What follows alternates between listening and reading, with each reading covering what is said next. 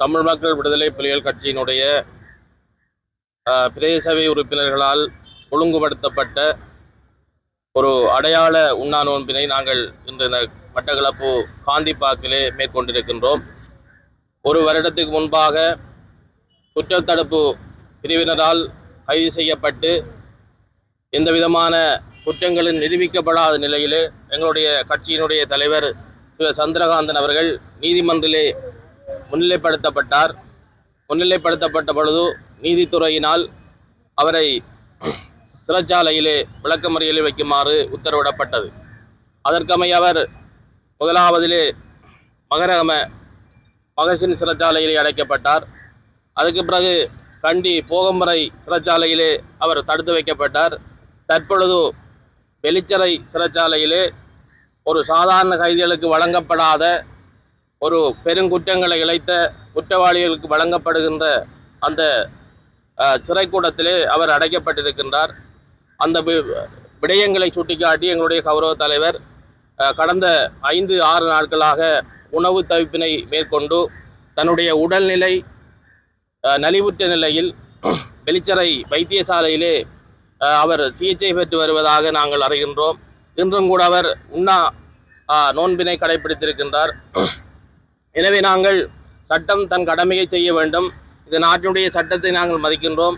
இந்த அரசாங்கத்தினுடைய கௌரவமான அத்தனை செயற்பாடுகளையும் தமிழ் மக்கள் விடுதலை புலிகள் கட்சியாக நாங்கள் கௌரவத்தோடு மதிக்கின்ற அதே நேரம் சாதாரண கைதிகளுக்கு வழங்கப்படக்கூடிய எந்த விதமான குற்றச்சாட்டுகளும் நிரூபிக்கப்படாமல் இருக்கின்ற எங்களுடைய கட்சியினுடைய கௌரவ தலைவருக்கு ஒரு சாதாரண கைதிக்கு வழங்கப்படக்கூடிய அத்தனை விடயங்களையும் சிறைச்சாலை நிர்வாகம் செய்ய வேண்டும் என இந்த நேரத்திலே மட்டக்களப்பு மக்களாகி நாங்கள் வேண்டிக் கொள்வதோடு, கடந்த காலங்களிலே ஆட்சி அதிகாரத்தில் இருந்த அரசாங்கங்களோடு முதலமைச்சராக, இந்த மண்ணினுடைய பிரதி அமைச்சராக, இராஜாங்க அமைச்சராக இருந்து பல்வேறு கணிசமான அபிவிருத்தி பணிகளை இந்த மக்களுக்காக ஆற்றிய ஒரு கட்சி தலைவர் என்ற அடிப்படையிலும் அண்மையிலே நடைபெற்ற உள்ளாட்சி தேர்தலில் 40,000க்கு மேற்பட்ட வாக்குகளை பெற்று கிட்டத்தட்ட 39 உறுப்பினர்களை பெற்ற ஒரு கட்சி என்ற அடிப்படையிலும் இந்த தமிழ் மக்கள் விடுதலை புலிகள் கட்சியையும் அவருடைய கௌரவ தலைமை சிவ சந்திரகாந்தன் அவர்களையும் இந்த மக்கள், மட்டக்களப்பு மக்கள்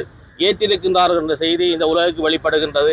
ஆகவே எங்களுடைய தலைவர் அவர் தவறிழைத்திருந்தால் அது நீதியின் பக்கம் சரியாக விசாரிக்கப்பட்டு அவருக்கான தண்டனை வழங்கப்பட வேண்டும் என்பதில் நாங்கள் இந்த மாற்று கருத்துக்கும் சொல்வதற்கில்லை. ஆனால் எந்த விதமான ஒரு வருட விசாரணைக்கு பின்னும் எந்த விதமான குற்றச்சாட்டுகள் நிரூபிக்கப்படாமல் எங்களுடைய தலைவர் சாதாரண ஒரு கைதிக்கு வழங்கப்படுகின்ற அந்த சலுகை கூட வழங்கப்படாமல் தடுத்து வைக்கப்பட்டிருப்பது என்பது மட்டக்களப்பு மக்களாகி எங்களுக்கும் கட்சியினுடைய உறுப்பினர்களாகி எங்களுக்கு மிக வேதனை அளிப்பதோடு, இந்த நேரத்திலே நாங்கள் மிக வினயமாக வேண்டிக் கொள்ளுகின்றோம். எங்களுடைய சிவ சந்திரகாந்தன் அவர்கள் உணவு தவிப்பினை மேற்கொண்டு வைத்தியசாலையில் இருக்கின்றார் என்ற செய்தியை நாங்கள் ஊடகங்கள் வாயிலாக அறிகின்றோம். எனவே அவருடைய அந்த நிலையினை கருத்தில் கொண்டு ஒரு சாதாரண கைதிக்கு வழங்கப்படக்கூடிய நிலைமையினை ஏற்படுத்தி கொடுக்க வேண்டும் என நாங்கள் இந்த நேரத்திலே வேண்டி அதனை இந்த அரசுக்கு வெளிப்படுத்துவதற்காக இந்த அடையாள உண்ணா நோன்பினை இன்று நாங்கள் இந்த இடத்திலே தொடங்கி இருக்கின்றோம். சந்திரகாந்தனி சகோதரி சுகந்தி பாலச்சந்திரன். நான் என்னென்று சொன்னால், இந்த நாட்டு ஜனாதிபதிக்கு ஒரு உருக்கமான வேண்டுகோளோட விடுக்கிறேன். என்னென்று சொன்னால், எங்களோட அண்ணா ஆயுத போராட்டத்திலிருந்து அதிலிருந்து மீண்டு ஆயுத போராட்டம் வேணாமென்று சொல்லி ஜனநாயக நீரோட்டத்தை அரசாங்கத்தோட இணைஞ்சு கொண்டவர். இந்த அரசாங்கம் எங்கள் அண்ணாக்கு இப்படியான ஒரு வேலையை செய்து நாங்கள் இது சட்டத்துக்கு கட்டுப்பட்டு நாங்கள் நடக்கிறோம். ஏனென்றா எங்கள் அண்ணா பிழை செய்திருந்தா அந்த பிழைக்குரிய தண்டனையை அரசாங்கம் கொடுங்க, நாங்கள் கொடுக்க வேணாமென்று சொல்லல. ஆனால் அவர் ஒரு பிழை நிரூபிக்கப்படாத ஒரு ஆளை இவ்வளவு நாளைக்கும் 1 வருடமாக சிஐடியில் வச்சு விசாரித்து அது முடிஞ்சு நாங்கள் போய் பார்த்து எவ்வளவு வேதனையோடு வந்து நாங்கள் அந்த வேதனையிலிருந்து மீண்டு வாரத்துக்கு இடையில திரும்பவும் அவங்க 1 வருஷம் முடிஞ்சு ஜெயிலுக்கு மாற்றி, அதுவும் ஜெயிலில் அவருக்கு கொடுக்க இயலாத ஒரு இடமான குற்றம் செய்ய ஏதோ பெரிய பாதாள அந்த குற்றம் செய்த ஆக்கள் ஒரு ஜெயிலில் கொண்டு போட்டு அவர் சரியான மன உளைச்சலுக்கு ஆளாகி அவர் இப்போ 6 நாளாக உணவில்லாமல் உயிருக்கு போராடி கொண்டிருக்கிறார். நான் ஜனாதிபதிட்ட தயவு செய்து கேட்டுக்கொள்கிறேன், என்னண்டா எங்கள் அண்ணாவை எல்லாருக்கும் கொடுக்குற மாதிரி ஒரு ஜெயில கொடுத்து அவரை விசாரிச்சு அவரை சட்டத்துக்கு முன் கொண்டு வந்து அவர் ஒரு நிரபராதி என்று நீங்க தீர்ப்பளிச்சு எங்க அண்ணாவை விடுதலை செய்ய சொல்லித்தான் நான் கேட்கிறேன். வேற ஒன்றும் கேட்கல. நாங்க ஜனாதிபதி நான் திரும்பவும் கேட்கிறேன். எங்களோட அண்ணா மக்களுக்காக சேவை செய்ய வந்தவர், மக்கள் பிரதிநிதி. அவரை கொண்டு இப்படி ஒரு சூழ்நிலையில நீங்க வச்சிருக்கிறத எங்களால் ஏற்றுக்கொள்ள முடியாம இருக்குது.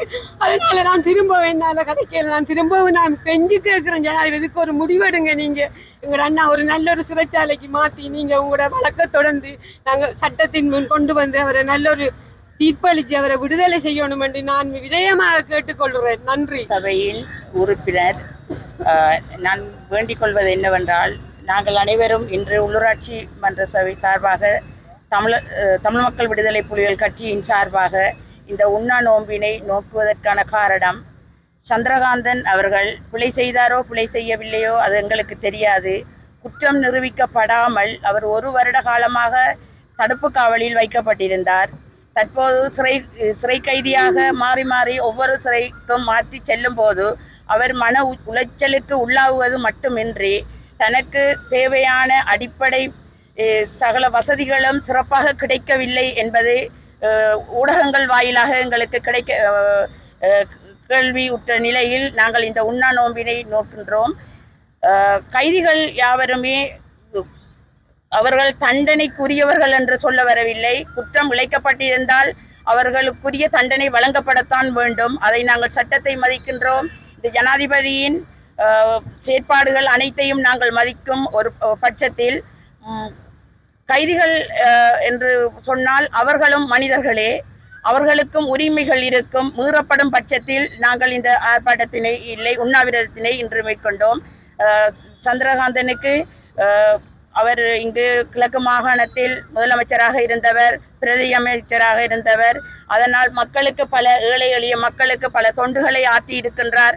அந்த எளிய மக்களின் கண்ணீர் அவர் ஒரு நிரபராதி என்று விடுதலையாகி வருவார் என்ற நம்பிக்கை இருக்கின்றது. குற்றம் செய்யப்பட்டிருந்தால் அதற்குரிய தண்டனை வழங்கப்பட வேண்டும், அல்லது அவர் விடுதலையாக வேண்டும் என்று நான் வினயமாக இந்த இடத்தில் கேட்டுவிட வருகின்றேன். நன்றி. தலைவர் பணிக்குழு உறுப்பினரும் அம்முனைப்பேட்டை பிரதேச சபையின் உறுப்பினருமாகும் எங்களுடைய உள்ளூராட்சி சபை உறுப்பினருடைய சார்பாக ஒரு அடையாளமாக இன்று நாங்கள் ஒரு சத்தியாகிரக போராட்டத்தை ஆரம்பித்திருக்கின்றோம். நேற்று நாங்கள் ஒரு ஊடக சந்திப்பை நிகழ்த்தியிருந்தோம். உங்களுக்கு தெரியும், அவருடைய சகோதரர்கள் மூலமாக எங்களுடைய கட்சியுடைய கௌரவ தலைவர்கள் கடந்த 5 தினங்களாக இன்று 6வது தினம் உணவு தவிர்ப்பு போராட்டம் ஒன்றை நடத்தி கொண்டிருக்கின்றார். சாதாரணமாக ஒரு விளக்கமறியல் தடுப்பு கைதிக்கு வழங்கப்படுகின்ற அடிப்படை உரிமைகள் கூட மறுக்கப்பட்டு மிகவும் ஒரு இறுக்கமான சூழலில் அவர் இருக்கின்றார். இன்று அவருடைய உடல்நிலை பாதிப்படைந்து வெளிக்கடை வைத்தியசாலையில் அனுமதிக்கப்பட்டிருக்கிறார். இவ்வளவு காலமும் அவர் எங்களுடைய சிஐடி பகுதியில் அவர் இருக்கின்ற வேளையில் எந்த விதமான இதுவும் வரவில்லை என்றால் அவருக்குரியதுகள் வழங்கப்பட்டிருந்தது. இப்பொழுது அதையும் சமாளிக்க முடியாத நிலையில் அது ஒரு அடிப்படை மனித உரிமை மீறல். ஆகவே நாங்கள் கௌரவ ஜனாதிபதியிடமும் சிறைச்சாலைக்கு பொறுப்பான அத்தியட்சரிடமும் ஒரு பணிவான வேண்டுதலை முன்வைக்கின்றோம்.